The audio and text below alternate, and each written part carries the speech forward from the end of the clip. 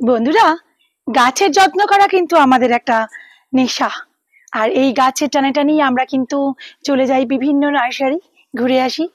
আর এই নার্সারি ঘুরতে গিয়ে কিন্তু আমি কিছু গাছ কিনে নিয়েছিলাম দুদিন আগে, সেটা কিন্তু আমি আপনাদের দেখিয়েছি। আজ আমি আপনাদের সেই গাছগুলোকে রিপোর্টিং করে দেখাবো এবং নতুন মাটিতে সেই গাছগুলোকে আমি ট্রান্সপ্লান্ট করব। তো আসুন, কিভাবে মাটি প্রস্তুত করে সেই গাছগুলোকে আমি আমার বাগানের উপযোগী করে তুলবো, সেই ভিডিওটাই আজকে আপনাদের সাথে শেয়ার করব। নমস্কার বন্ধুরা, গার্ডেনিং উইথ অর্চনাতে আপনাদের সবাইকে স্বাগত। গাছগুলোকে রিপোর্টিং করতে গেলে লাগবে মাটি আর ভার্মি কম্পোস্ট, কারণ 60% মাটি বাগানের মাটি এবং 40% ভার্মি কম্পোস্ট মিশিয়ে আমি কিন্তু এই গাছগুলোকে রিপোর্টিং করব। দেখুন বন্ধুরা, আমি কিন্তু ভার্মি কম্পোস্ট বাগানের মাটির সাথে মিক্সড করে নিচ্ছি।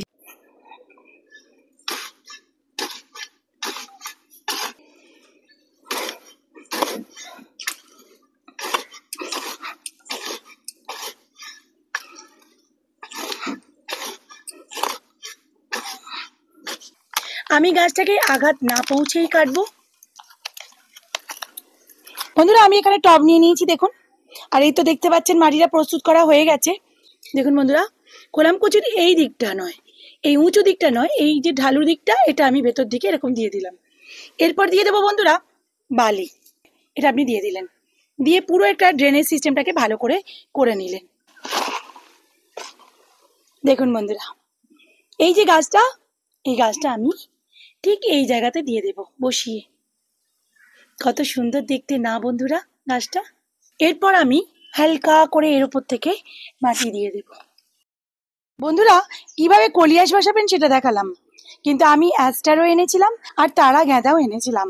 তাহলে সেগুলো বসানোও একটু একটু দেখিয়ে দিই। 60% মাটির সাথে 40% ভার্মি কম্পোস্ট, এটাই হচ্ছে রেশিও। তারপরে বন্ধুরা, আপনারা তো সর্ষের খোলের জল দেবেনই। আর হ্যাঁ, কখনো আপনি রাসায়নিক ডিএপি ইউজ করবেন না, রাসায়নিক পটাশ ইউজ করবেন না। কেননা ফুল আসতে পটাশ ইউজ আমরা করি, লাল পটাশ কিন্তু অত্যন্ত ক্ষতিকারক। আর একটা কথা কি জানেন বন্ধুরা, বায়ো পটাশ এখন বেরিয়ে গেছে। আপনারা বায়ো পটাশটা ইউজ করবেন, বায়ো ডিএপিটা ইউজ করবেন, তাহলে কিন্তু আপনাদের গাছ কিন্তু ভরে ভরে ফুল দেবে, এটুকু বলতে পারি। বন্ধুরা, এই দেখুন অ্যাস্টার আর এই তারা গাঁদা, এই অ্যাস্টার এবং তারা গাঁদাকে এখন আপনাদের সামনে রিপোর্টিং করে দেখাবো। ঠিক সেম মাটি দিয়ে আমি রিপোর্টিং করে দেখাবো। আর গাছগুলো কেমন ফুল দেবে অবশ্যই আপনাদের সাথে সেটা শেয়ার করব। আমি কাঁচির সাহায্যে এটা কেটে নেব। এগুলোকে আমি এবার গাছগুলোকে সব ছাড়িয়ে নেব। এবার আমি সবকিছু কেটে নিয়েছি, এবার আমি সবগুলো বসিয়ে দেব, দিয়ে মাটি দিয়ে দেব। কলাম কুচি দিয়ে নিয়েছি। দেখুন বন্ধুরা, এবার দিয়ে দেব বালি। বালিটা ড্রেনেজ সিস্টেমের কাজ করবে, অবশ্যই কিন্তু এটা করতে হবে বন্ধুরা। এরপর আমি দিয়ে দেব আমার তৈরি করা মাটি।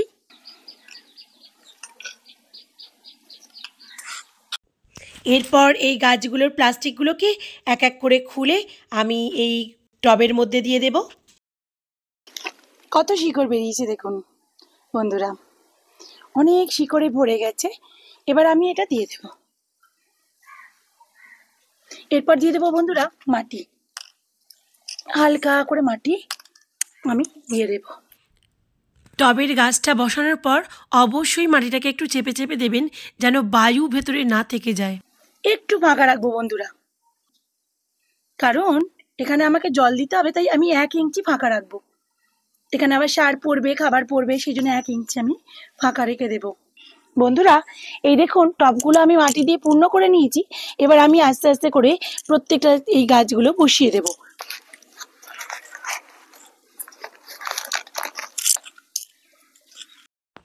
বন্ধুরা, আপনারা এইভাবে মাটিটা তৈরি করে যে গাছগুলো বসাবেন, অবশ্যই কিন্তু ফাঙ্গিসাইড ইউজ করবেন, কেননা বাইরে থেকে আনা গাছ ফাঙ্গিসাইডের জলে চুবিয়েই তবেই কিন্তু আপনারা প্রতিস্থাপন করবেন।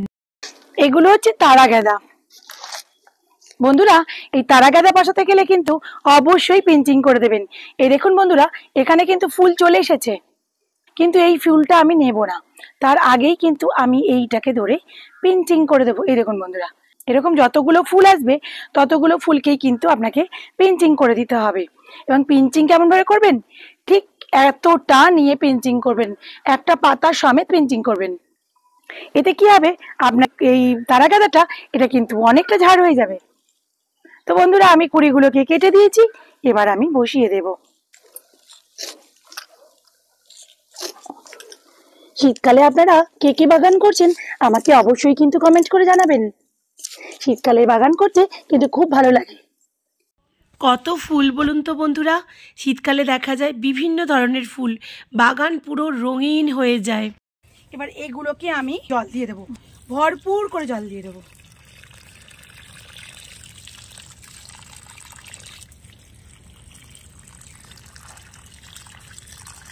বন্ধুরা, কেমন লাগলো ভিডিওটা?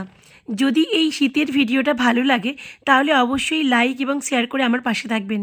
ভালো থাকবেন, সুস্থ থাকবেন, বাই।